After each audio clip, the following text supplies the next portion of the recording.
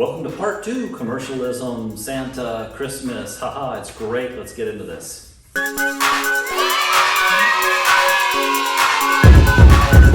Merry Christmas again. Welcome to part two of our talk about Santa and commercialism and things of that nature. We are in the middle of a talk about commercialism. Last week we talked about Santa Claus, and this week I just want to focus on the material side of Christmas. Now, you hear me say commercialism and you're probably thinking, well, commercialism must be a bad thing.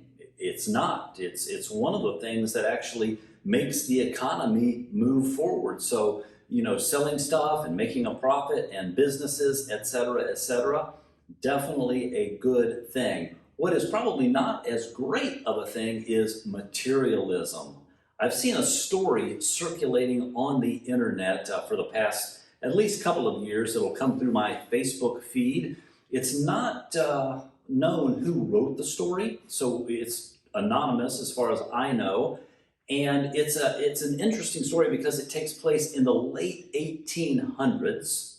I thought rather than just tell you the gist of the story, I'll just go ahead and read it for you because it's an excellent teaching point. If you don't stick this out through the whole thing, the idea, the whole message is materialism isn't good, but thoughtfulness is great. If we can teach thoughtfulness, how to put others first, we are winning. Here's the story, and it's told from the perspective of a young boy, and he calls his dad Pa. Pa never had much compassion for the lazy or those who squandered their means and then never had enough for necessities. But for those who were genuinely in need, his heart was as big as all outdoors. It was from him that I learned the greatness of joy in life comes from giving, not receiving, he said. Of course, that echoes Acts 20:35 that we talked about last week. The story continues. On Christmas Eve, 1881, the boy was down in the dumps and pouting because he knew that there was not extra money for the rifle that he had been wanting for Christmas. Though he knew something was up when his father went outside to hitch the team to the wagon, which was unusual on Christmas Eve. His dad came inside and said, "Get your hat and coat, son. We have an errand to run."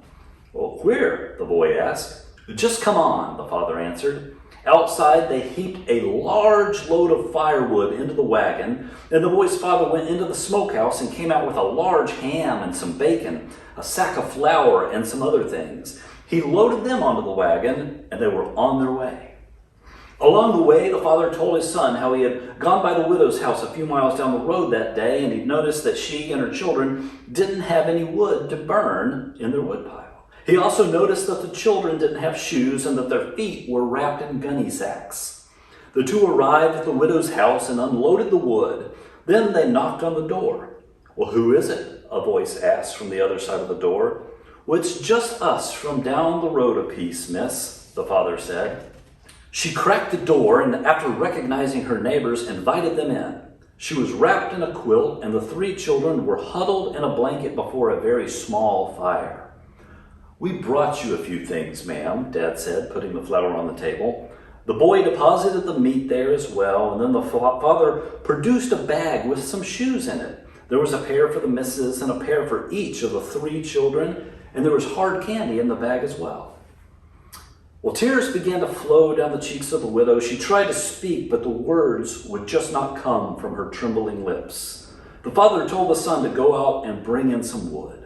The boy left the house with a lump in his throat and tears in his eyes. When he came back in with the wood, he was a new person.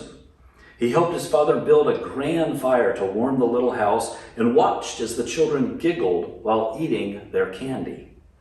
The widow was finally able to say, "God bless you, and I know the Lord sent you. The children and I have been praying that he would send an angel to spare us." The boy knew it was so, and he was certain that not a better man lived on earth than his pa. On the way home, after they had gone a ways down the road, the father turned to his son and said, "Son, I want you to know something.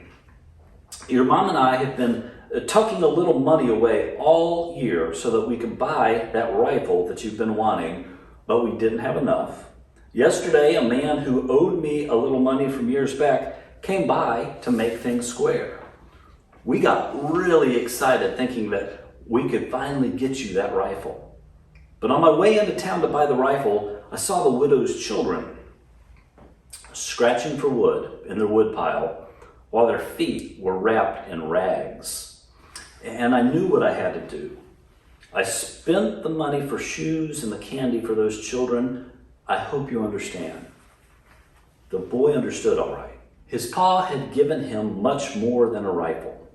He had given him the best Christmas of his life, the look on the widow's face and the smiles and giggles of those 3 children. He never forgot that Christmas and the lesson he learned.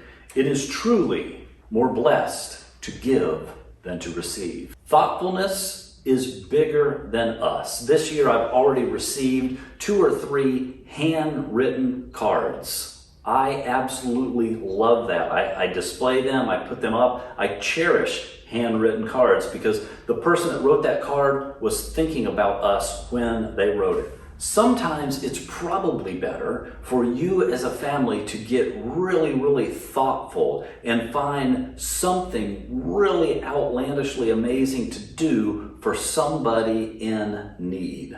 Sometimes just simply being thoughtful is one of the best ways to teach the joy of Christmas at home. If we really want to capture the joy of Christmas, if we really want to teach the meaning of Christmas, it is probably the best thing we can do to teach thoughtfulness. If you want to battle materialism in your house, teach others first. Teach serving. Teach thoughtfulness. We'll have one more episode next week between now and the new year. Again, Merry Christmas. We'll see you next week.